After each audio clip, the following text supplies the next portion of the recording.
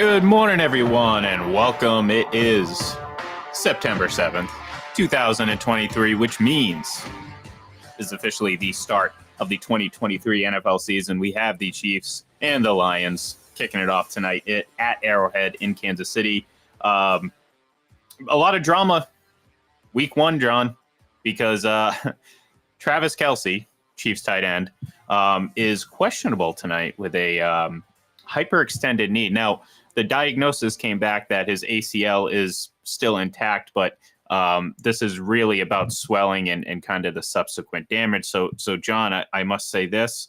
I will apologize to Chiefs Kingdom because I drafted him first overall in my fantasy league, and that as evidenced by the last 15 years of me playing fantasy football, is pretty much the death knell for any player or team that I kind of hang on to. So, John, it might be a struggle first. You're Eddie Mush from a Bronx Tale, right? Yeah. You know, he's rooting for the horse. The horse has a six-length lead coming to the home stretch, and everybody just rips up their tickets because they know Eddie Mush has that horse. So, you know, that must be you with fantasy football. But I would think maybe there's going to be a middling approach to this. Maybe he plays in the red zone because he's nearly unguardable down there and has a snap count limit. So maybe that's some way he plays, but doesn't have to be out there for 65 snaps. Just kind of spitballing that idea that's a possibility. Yeah, well, look, I mean, it's week one. If you're the Chiefs, you don't. I'm of the belief that you just don't push it. Why? I mean, what's the point? You know, it's like, okay, you get him out there for the banner, everything like that, and you know, it's week one, and everyone's kind of hyped up because of that. But at the end of the day, you want him at week 22, 23, not week one. So yeah, it's to me, it's obviously not an ideal situation.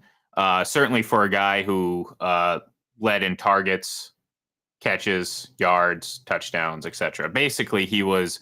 I think he accounted for 48% of the Chiefs' offensive production last year from the receiver position. And yes, he is pretty much he's a wide receiver, John. I know he's labeled as a tight end, but he's an elite wide receiver, and obviously the Chiefs are going to have to adjust tonight without him. I'm assuming he's probably not going to go. If anything, like I said, just to be overly cautious and not go overboard in week one. You also have now a 10-day stretch between this game and week two, so you could get him extra rest and maybe have him close to 100%. In week two, you're right. It's a 17-game schedule, so why push it in September when it's an NFC it really team too that you're playing? Exactly. It's not a divisional matchup. It's not a conference matchup. Right. Let him heal up. Maybe even misses week two, and then you get him back up to speed for week three, and then you have him going forward because he's always been a durable guy. So that's a good thing about Travis Kelce, among many. But have him ready, and then you have him for the postseason. But we mentioned it yesterday. He's football old, man. Sure. Yeah. I'm not going to say old because I'm older than Travis Kelce, and I'm going through this period in my life where I have to kind of, you know, accept that. But in terms of football old, he is. I mean, people think he's like, you know, 5 years younger than Rob Gronkowski. No, they're like the same age. It's just that Kelce's been a little bit more fortunate when it comes to the injury side of things, obviously. But yeah, I mean, that's where I think the concern lies because again, he's not 27 years old. He's not 28 years old. I mean, he's a guy that's had a very heavy workload over the last handful of seasons, and you're dealing with an injury that, I mean, look, this is a guy who uses his agility and ability to move quickly and cut and turn and all that to create advantages and get away from defenders. If you're hampered by a knee injury at 34, 35 years old, that's gonna affect you significantly. So if you're the Chiefs, again, you go overly cautious. Make sure that he's 100% healthy, especially because of everything. It's week one. It's week one. There's just no sense in pushing it because, I mean, again, the Chiefs want to win another Super Bowl, and they're not going to if you force Travis Kelce out there and what could be a minor injury turns into something worse. So, like you said, the workload they've had. They've played 14 postseason games in the last 5 years, which is essentially like another season. So they've played 6 seasons in the last 5 years. I mean, that's what happens when you have a team that is this good that continually advances. It's like Tom Brady played essentially 3 extra seasons in his career just in the postseason. We heard about, Derek Jeter had like an extra season and a half of postseason games, whatever the numbers Delta are. guy. I was like, wait, who are you talking about for a minute? The Delta guy. I forgot. The guy, Delta Airlines. I saw him yesterday. So it would probably be prudent to rest him tonight and then have him ready for week 2 or beyond, and then you go from there because, their goal this season is to win another Super Bowl. I mean, anything short of that is going to be considered a disappointment. They're kind of the way the Patriots were for nearly 20 years, where it was at least get to the conference championship. That's the floor of what is considered a somewhat successful season, although with the Patriots, that's when the Super season Bowl starts. At some point. When it starts, right? Once you get into the postseason, it's like, we can win this thing again. Why not? Yeah. Especially if you have home field advantage in your conference playoffs. And, when you get to the Super Bowl, if you've got Brady or Mahomes, you're going to have the best quarterback in the game. So unless you're Mahomes going up against Brady, which we saw. There we go. Set you up for that one. Yeah, well, hey, he's gone, but he will not be forgotten. Certainly not on this show. And certainly if he continues to pretty much get involved in just about every business. I kind of made a joke about the Delta thing, but that's just kind of weird. I don't know. I don't know what he knows about airline. Well, I guess he knows a lot about airline travel, a lot of private airline travel, I'm sure. But either way, it seems like he's going to be very much in the public eye for the foreseeable future. So for those of you who are hoping that he would just kind of disappear, hate to break it to you, but he's going to probably be in your face for he's going to be, look, I don't think it's going to be too dissimilar to Peyton Manning, John, like kind of what he does. I mean, Peyton's public enough and he stays in the spotlight. And look, I think Tom's got a personality about him that I think is greatly underrated. I think a lot more people saw that. And you mentioned this yesterday when he was in Tampa. But I think he can, I think he could put together some good stuff. I mean, that clip, I don't know if you saw, the Manning cast auditions, I actually thought was quite funny. I mean, you had a lot of really good cameos in there, a lot of funny moments. But then obviously at the end, which it almost feels like he would be just the perfect, like, what other person outside of another Manning brother would like fit in with that group seamlessly? Like, wouldn't you want to listen to those three go like kind of just bicker back and forth and talk about football? Oh, sure.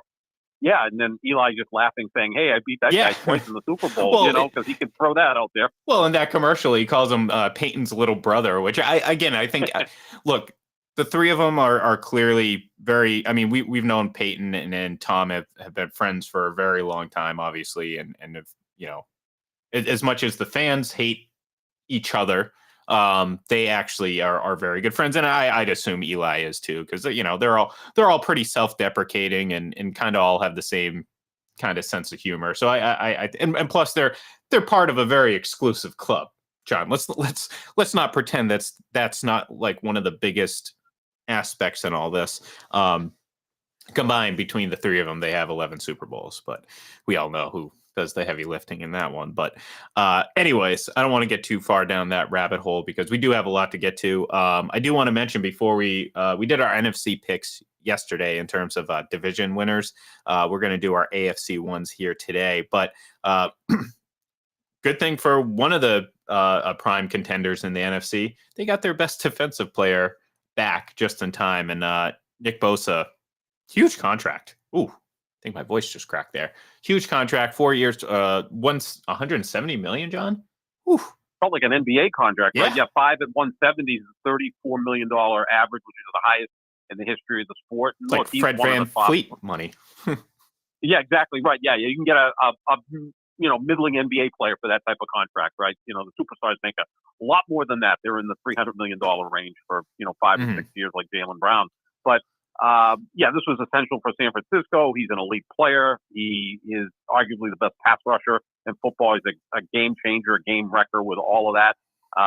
The only year over the last 4 that San Francisco didn't make the playoffs was the year he got injured early in the season. So when he's healthy, they're going to win 75, 80% of their games. It's kind of like TJ Watt. I believe Pittsburgh the last couple of years is like 29-10 with, TJ Watt starting. Remember last year when they had, a really bad 2-month stretch just because he was out.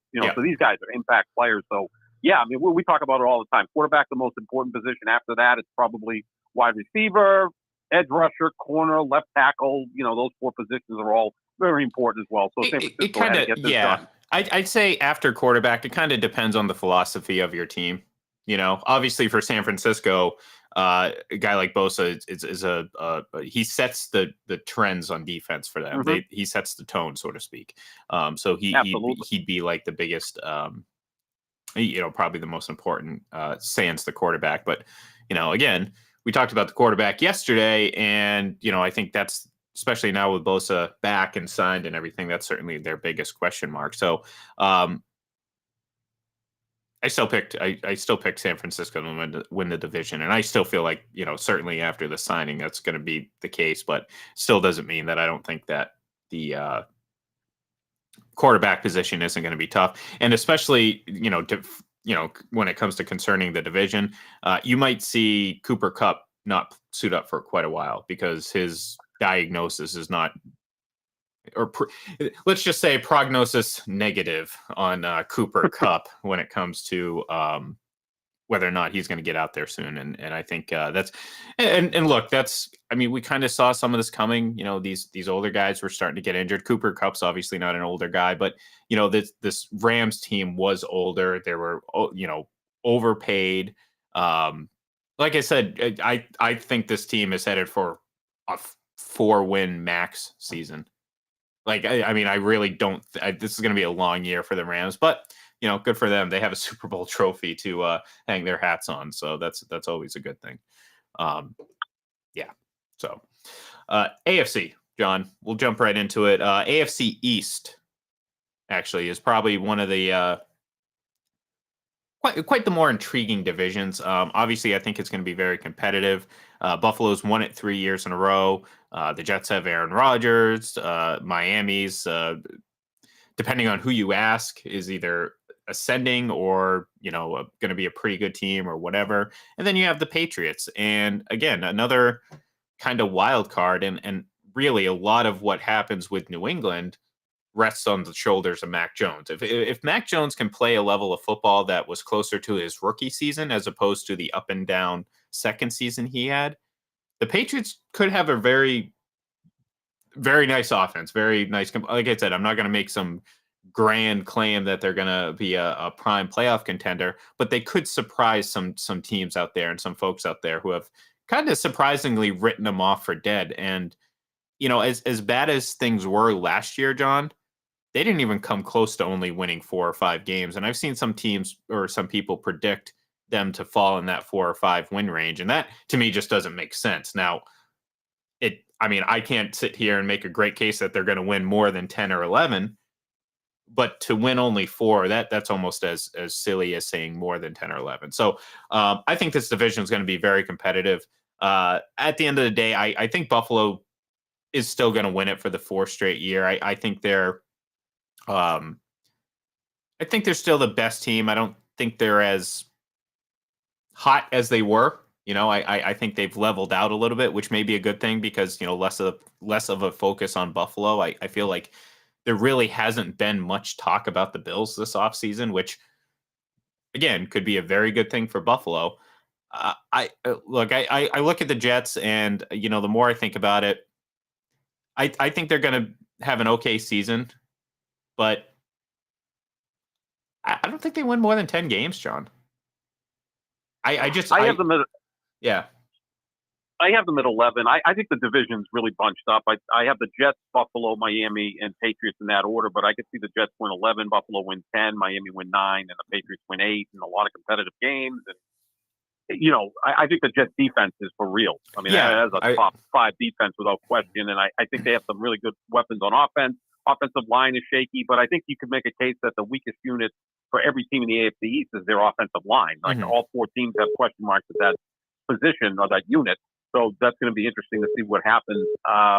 It's a very competitive division. I think the AFC East and the AFC North are the 2 most competitive divisions in football. So, the Patriots, again, they could have the same record as last year, but be a better team. It's just their schedule is really, really tough. I mean, just within the division, you have 6 tough games against the Jets, Miami, Buffalo. You're playing Kansas City. You're playing the Chargers. You're playing the NFC East, which is, probably the best division in the NFC. So tough schedule with a lot of really good quarterbacks. So that's what makes it difficult for the Patriots to maybe jump up to 10 wins. But, they'll be competitive for sure. Yeah, and look, I mean, I think, like, I do. I like the Jets move for Aaron Rodgers. I think ultimately it's the defense is going to be fine, but I keep saying it, offense wins championships. And I don't know if this offense is going to be good enough, John. And this isn't just, because like even in the last couple of years, the Packers offense has been okay. It's been a good unit, but I mean, there's a handful of teams that are gonna, show up long before you got to the Packers and Aaron Rodgers offense in terms of rank. So I don't know if it's going to be able to compete with the Bills. I don't know if it's necessarily going to even be able to compete with Miami. And I don't think Miami has a better defense, but I think they have a better offense, not a better quarterback, but I think they just have more playmakers. And in this day and age, sometimes that, in a regular season game, that might matter a little bit more. So, but at the end of the day, I'm not going to jump ship on Buffalo. I think it might be a boring pick, but I think it's a safe pick given what we know. I think they have maybe one more year to really kind of keep this all together. And then after that, we'll kind of see what happens in Buffalo. But yeah, I got the Bills winning the AFC East. Yeah, I'm going to go with the Jets, but maybe there's less pressure on the Bills because some people are picking the Jets. Miami's going to be competitive. Patriots be competitive. A year ago at this point, everyone was on board picking the Bills to win the Super Bowl and Josh Allen to win the MVP. That seemed to be like the consensus pick. And then they had an interesting regular season. I mean, they went 13-3, and their 3 losses were all really close, but they never looked really connected last year, right? I mean, early in the season, they were blowing teams out. They looked like the best team in football, and they still won a lot of games, but they always looked kind of choppy doing it because their red zone offense wasn't as good as it should be. A lot of turnovers in the red zone, and that came back to bite them against Cincinnati in the divisional round. But yeah, this division is going to be very, very interesting. Yeah, no, I'm looking forward to seeing how it plays out, and we're going to get a couple, Monday Night Football right off the bat between the Bills and Jets. So the AFC North we'll jump to is probably the next most intriguing, if not more intriguing, division of the two, and there's a lot of hype around Pittsburgh. I think we both like the Bengals a lot. I think the Ravens are going to win this division. In fact, I kind of think the Ravens are going to have a pretty big year, but I do think that they're going to win the division. They're going to barely get by the Bengals, and it's not any indictment on the Ravens. It's just that I think the Bengals are also going to have a really good season. I think the Ravens are set up pretty nicely to kind of excel this year. I like what they've done on defense. I mean, Lamar Jackson gets the new contract. You bring in Odell Beckham Jr. I think a lot of people are foolishly sleeping on the Ravens. So I got them winning the AFC North. I like Pittsburgh. This division might give us 3 playoff teams. I can certainly see that because we haven't even mentioned Cleveland, and as much as I'm not a huge fan of the Browns, I'm hesitant to give a lot of credit to Deshaun Watson and what this team could do, but at the end of the day, they could be a kind of an agitator in this division. So at the when it's all said and done, I do think the Ravens are going to win this one with the Bengals finishing second. Yeah, this is going to be an interesting battle. It was last year to some degree with Baltimore and Cincinnati until Lamar Jackson got injured. So you keep him healthy for the full season, they're going to be there. Their defense is outstanding. They've now added some playmakers on offense. Joe Burrow to me is right now the second best quarterback in football. And if he goes ahead and wins the MVP and maybe wins the Super Bowl this year, now you can have that real debate with Burrow and Patrick Mahomes of who is the best quarterback in football.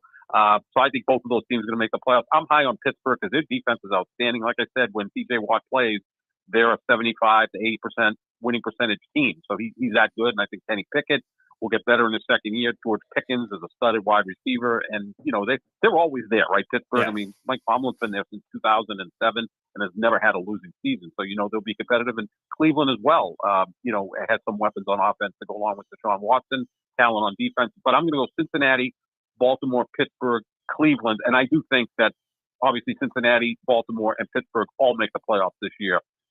Like I agree with you that you could see 3 teams from the North make the postseason. All right, AFC South. Jacksonville. I mean, I look. This division is going to be bad. I mean, Houston is they may be making a turn for the better. I mean, we don't know if they're so early on in this new regime and everything. We'll find out. And CJ Stroud could be the guy. I mean, we're going to find out. But yeah, I'm gonna wait until I see a little something out of that. Tennessee, I think they're going to be fine. I mean, they're a really good regular season team. They're going to win some games, but I think at the end of the day, I think Jacksonville's going to win this division. You saw a lot of growth from Trevor Lawrence last year. They have a lot of talent. You know, Calvin Ridley's back in the mix on offense. So I think ultimately Jacksonville takes the next step, and you're going to see them as the AFC South division winner. I don't necessarily see them as being a dark horse Super Bowl contender. But that could be coming in the next couple of years. But for now, I think they're gonna win this AFC South. Yeah, Jacksonville should win the AFC South. Clearly, they have the best quarterback in the division. They've got a Super Bowl winning coach in Doug Peterson.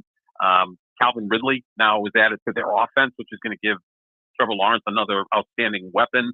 The bottom of the division is so weak with Indianapolis and Houston resetting with new coaches and new quarterbacks that you could see Jacksonville go at minimum 5-1 within the division, which could really set them up for maybe an 11 or a 12 win season, which could see them fairly high in the AFC. But yeah, I go Jacksonville, Tennessee, and then I'll go Houston, Indianapolis. I'm a big believer that CJ Stroud's going to be a really, really good quarterback. I think Anthony Richardson could take a little bit more time. He's more raw at this point, but those 2 teams will fight it out for 3rd and 4th place in the South. But yeah, Jacksonville's almost becoming now, other than Kansas City, the most consensus pick to win their division. Not necessarily because they're that great. It's because the rest of the division isn't all that good. Yeah, and that brings us very nicely into the AFC West, which again, I mean, it's Kansas City's division. I think the Raiders with Jimmy Garoppolo are a little bit better and may give them a little bit more consistent trouble, but it's not a big enough move for them to overtake that division.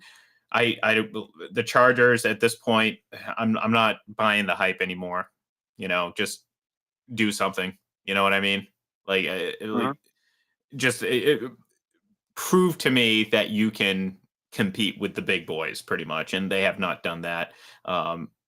Justin Herbert I believe, and I think we both agree on this, that he took a bit of a step back last year, or at least he kind of regressed, so to speak. But I like the Chiefs easily to win this division. I think it's not going to be like, look, I mean, the AFC in general, I think the gaps are closing a little bit. Obviously Kansas City's without Chris Jones. They're the last couple of years have lost talent on the offense. Travis Kelce is getting older, so on and so forth. So there's opportunities for these AFC teams, and some of these other AFC teams are getting better, like the Bengals, and obviously the Bills are still around. We'll see what happens with the Jets and Dolphins and all that. But for now, this division is certainly theirs, because the Chargers, the Raiders, and look, the Broncos. Okay, you got Sean Payton, but you still have Russell Wilson, and I happen to not think it's just a matter of philosophy as to why he's strong. I just think his best days are long behind him. So in that sense, I think you have one really good team and then a bunch of at best mediocre teams. And I think that paves the way for a Kansas City 9th straight division title. Yeah, I'm with you. Kansas City should win this thing, and then I'll go Chargers, Broncos, Raiders. I think Sean Payton obviously helps Denver win more than 5 games. Maybe they get to 7 or 8, and that might be enough to finish in 3rd place. It almost feels to me like Sean Payton wants Russell Wilson out. He's telling him, certain things like, you don't have to be a politician. You don't have to kiss babies and shake hands with everybody. Like, stop being a phony, I think is what exactly he was telling him in so many words. I'm sure he'd like to move on from Russell Wilson, but the contract is enormous and doesn't really kick in till next year. So this is going to be interesting to see what happens with Sean Payton and Russell Wilson. But yeah, this is Kansas City's division, pretty much the way the AFC East was the Patriots division for nearly 2 decades. They're just better than the other 3 teams. They've got by far the best quarterback, by far the best coach. And, when you start with that, you're on your way to winning the division. And it seems like there's no easy path for those other three teams to get better. Mm-hmm. We saw this from the Jets and Bills and Dolphins all the time, is that they didn't accept where they were. They'd overpay for over-the-hill veterans, and they'd set their franchise back even further. And it was just an endless cycle for 20 years, and that's kind of what we're seeing. We've seen Denver make what could be, I mean, it is, I think, also already a colossal mistake in getting Russell Wilson, but, so be it. But anyways, so that's a good segue into, tonight we have the Lions, we have the Chiefs, and, we have potentially no Travis Kelce. So that has moved the line a little bit. It shouldn't really matter too much because the Lions defense is, not good. And quite frankly, I mean, you're probably still looking at Kansas City as having the advantage because, they have just a much better team top to bottom. However, I think the biggest intrigue is not so much the absence of Travis Kelce, but the absence of Chris Jones, because we've seen the splits in terms of how effective they are pass rushing and getting to the quarterback with him on the field. And off it, it's pretty abysmal, John. So, look, I'm not about to go crazy in week one and pick the Lions, but it wouldn't shock me if they kind of pulled off a surprising upset because, look, it's week one. I mean, the hoopla around the banner raising is part of it. Travis Kelce's out. Chris Jones is out. Look, we've seen the Patriots lose week one plenty of times.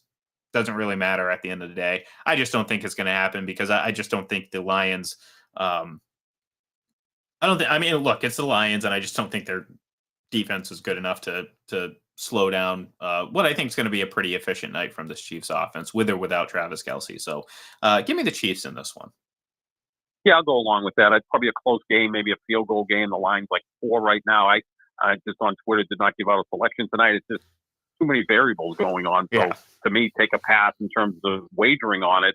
If you want to dabble, maybe the over because Detroit can put points on the board. They don't have a really good defense. I mean, there was a point last year where the best bet in football was just taking over in the Lions game because they would put up 30 and give up 30. Thus, you got 60 points, and you never see a total that high in the NFL. But I would just pass in terms of wagering tonight. But yeah, I think the Chiefs will find a way to win by 3 or 4 points and get off to a decent enough start with or without Travis Kelce. But Detroit can't put points on the board, so you have to be careful about that. It could turn out to be similar to the 2017 opener when the Chiefs came into Foxborough and beat the Patriots.